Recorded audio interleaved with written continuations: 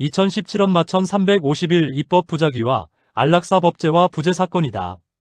이 사건은 치료가 불가능한 질병으로 극심한 신체적 정신적 고통을 겪고 있는 사람이 더 이상 인간다운 삶을 유지할 수 없다고 판단하고 안락사를 받을 권리가 헌법상 보장된다고 주장하면서 시작되었다. 그는 헌법 제10조의 인간의 존엄과 가치, 행복 추구권에 따라 자신에게는 안락사를 선택할 권리가 있다고 보았고, 국회가 이를 허용하는 절차와 조건을 법률로 만들지 않은 것은 헌법 위반이라고 주장하였다. 즉, 국회가 해야 할 입법을 하지 않았다는 이유로 헌법소원을 제기한 것이다. 이 사건의 핵심 쟁점은 크게 두 가지로 정리할 수 있다. 첫째, 국회가 안락사 관련 법을 만들지 않은 것이 헌법소원의 대상이 되는 입법 부작위인지 여부이다. 둘째, 헌법상 인간의 존엄과 가치나 행복 추구권으로부터 안락사를 요구할 권리, 즉 죽을 권리가 도출될 수 있는지 여부이다. 헌법재판소는 이 사건을 각하하였다. 즉, 내용 판단에 들어가지도 않고 요건 자체가 맞지 않는다고 본 것이다. 그 이유는 다음과 같다.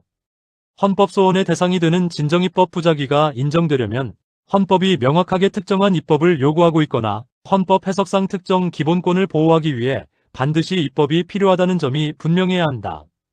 그런데 헌법 어디에도 안락사에 관한 법률을 반드시 만들라고 명시적으로 요구하는 규정은 없다. 또한 안락사 문제는 단순한 법률 문제가 아니라 생명권 보호, 윤리, 종교, 인간 존재에 관한 철학적 문제까지 포함된 매우 복잡한 영역이므로 이를 어떻게 규율할지는 입법자의 정책적 판단에 맡겨야 한다고 보았다. 따라서 국회가 입법을 하지 않았다고 해서 이를 헌법상 의무 위반으로 볼 수 없고 헌법소원의 대상이 되는 공권력의 불행사에도 해당하지 않는다고 판단하였다.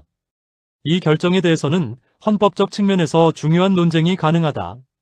인간의 존엄과 가치라는 개념은 단순히 살아있는 상태를 유지하는 것만을 의미하는 것이 아니라 인간답게 살고 인간답게 죽을 권리까지 포함하는 것으로 확대 해석될 여지가 있다.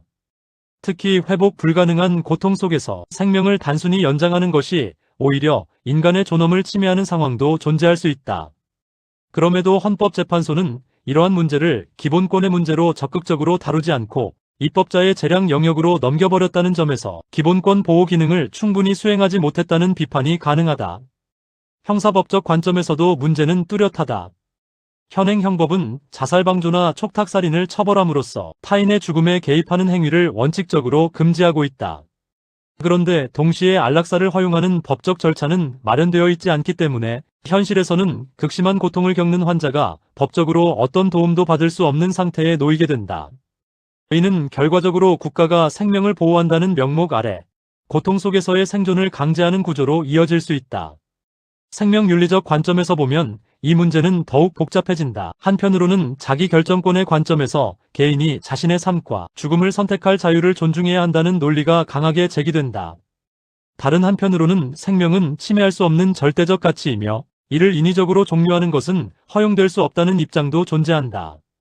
특히 안락사를 허용할 경우 사회적 약자에게 보이지 않는 압력이 가해질 위험, 의료의 오남용 가능성, 생명경시 풍조의 확산 등 여러 부작용이 우려된다. 그러나 반대로 이를 전면적으로 금지하는 경우에는 회복 가능성이 없고 극심한 고통 속에 있는 환자에게 존엄한 죽음을 선택할 기회 자체를 박탈하는 문제가 발생한다. 실제로 일부 국가에서는 엄격한 요건과 절차를 두어 안락사를 제한적으로 허용하고 있는데 이는 생명보호와 자기결정권 사이의 균형을 찾으려는 시도로 볼 수 있다. 결국 이 사건은 단순히 하나의 헌법소원 사건이 아니라 우리 사회가 인간의 삶과 죽음을 어떻게 이해하고 법적으로 규율할 것인지에 대한 근본적인 질문을 던진 사건이다. 헌법재판소는 이를 입법의 문제로 남겨두었지만 앞으로는 인간의 존엄과 자기결정권을 중심으로 안락사 문제를 보다 적극적으로 논의하고 최소한의 기준과 절차를 마련하는 방향으로 나아갈 필요가 있다.